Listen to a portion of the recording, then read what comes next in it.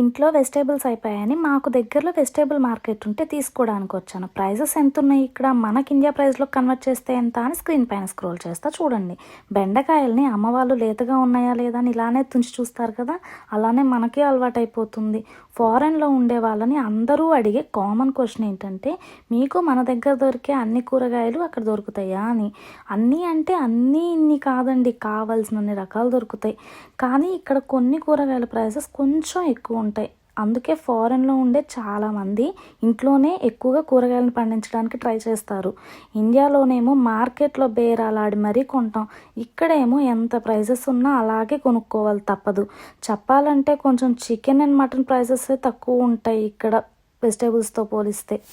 ఇండియాలోనేమో 100 రూపాయలకి కూరగాయలు కొని మళ్ళీ మనం కొసరు అడుగుతాము కరివేపాకు వేయమని. ఇక్కడేమో కరివేపాకుని 150-200 పెట్టి మరీ కొనుక్కోవాలి. నేను వెజిటేబుల్స్తో పాటు ఫ్రూట్స్ కూడా తీసుకున్నాను, కానీ లెంత్ ఎక్కువైపోతుందని ఫ్రూట్స్ సెకండ్ పార్ట్లో పెట్టాను.